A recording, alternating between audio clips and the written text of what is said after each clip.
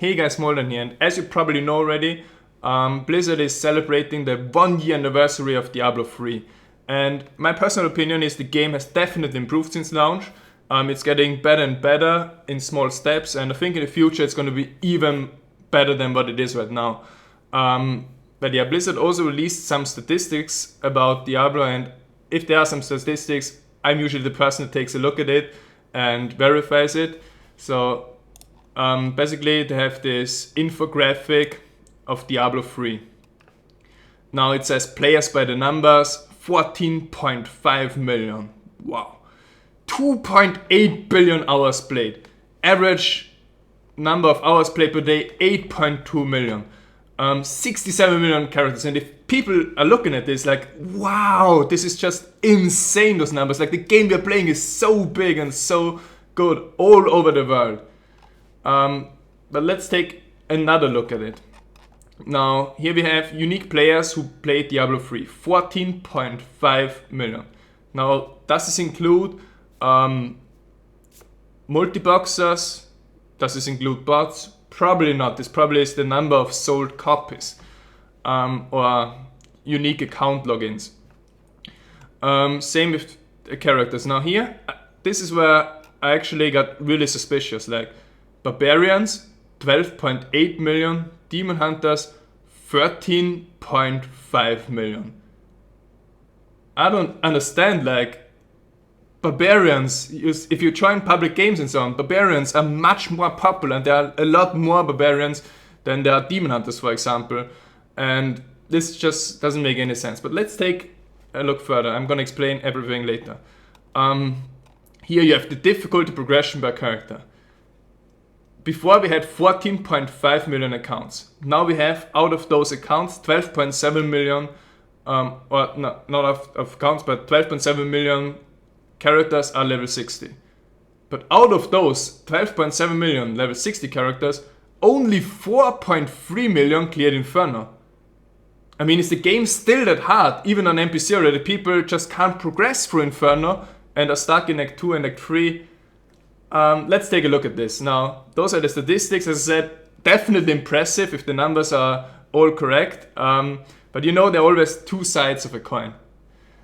And the first thing I'm going to show is Diablo Progress. Now here you have the option to go for stats, lifetime kills. And it basically ranks you the accounts with the highest number of lifetime kills. And this also should explain why there is so many Demon Hunters here in comparison to Barbarians. Like, Barbarian items are much more expensive than Demon Hunter items. So how is this possible?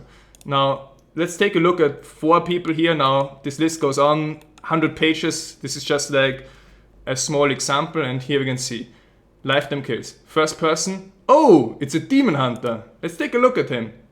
In Battle.net. Let's take a look at him. Oh, we got a gold skin for chance for enemies to drop gold when you hit them. We got pickup radius. Okay. And career we got... Oh! Only Act 3. He didn't clear Inferno Act 4. So he's only up to Act 3. With all those 788,000 elite kills. Now next one. Next one.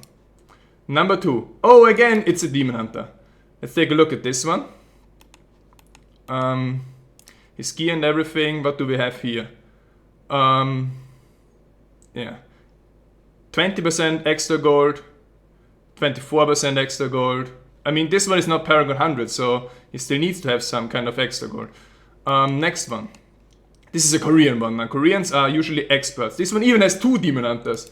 For whatever reason, I don't know. But let's take a look at the Paragon 100 Demon Hunter. Oops, sorry. Battle.net here. It's gonna take some time to load. Actually, I'm gonna look this in Diablo Progress. Except one thing, which I'm gonna check here. Here we have shoulders. 6 yards pickup radius. 16 gold find.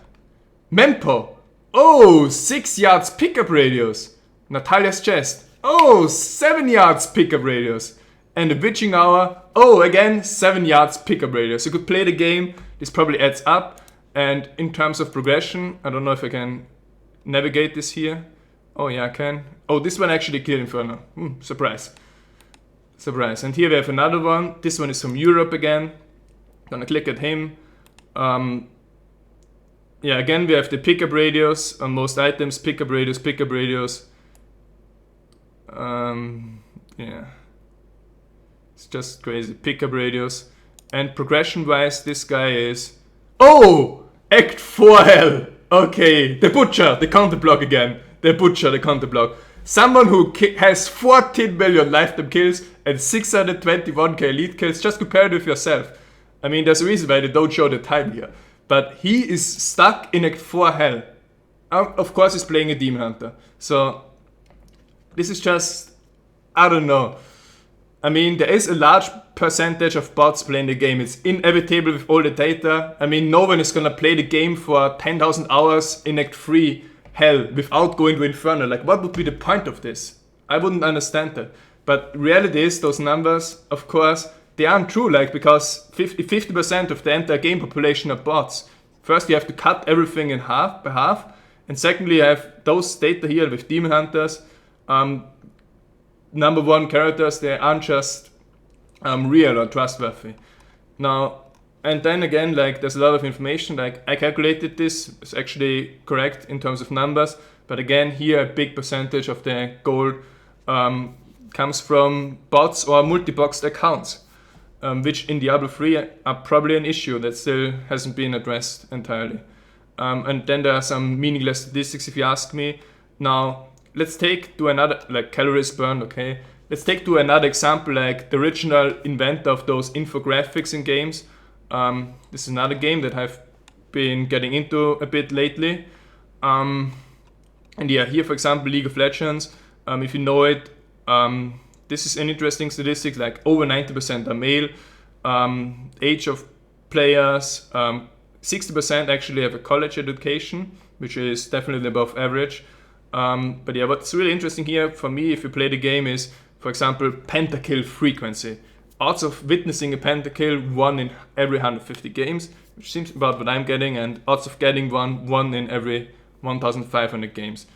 But yeah, now interesting statistics for Diablo, in my opinion, would have been, for example, okay, how many legendaries in Inferno do you need to find one that's worth 100 million gold?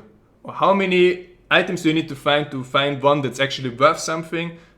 Other statistics, for example, how many legendary helms in Inferno do you need to drop? So actually one of them is a mempo. Like, do you need to find 20 or 30 or 50 Andariels for one mempo?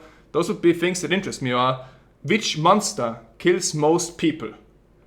That's also interesting. Or which zone is the most popular one? You could, for example, measure this with gold picked up.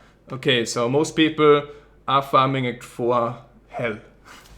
But we get again to the problem with bots we announced before. Or another statistics, for example, which thing in Diablo 3 is responsible for most deaths in hardcore? Is it Belial? Is it Arcane Enchanted? Is it the environment? Whatever, you get the idea.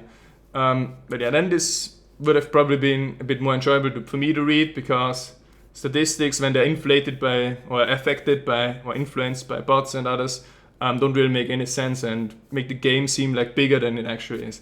But yeah, as I said, Diablo 3 is going to continue to be a good game. Like, it got a very strong community. On Twitch TV, it's actually passing WoW right now sometimes. And I think in the future, with the next few patches or even expansion if one comes out, it's going to be even better. So we'll see. Now, personally, I'm also going to look into other games right now, because I'm really missing PvP now, and Diablo doesn't offer me the PvP that I want. But we'll see what I'm going to do in the future. So thanks for watching. I'll be back.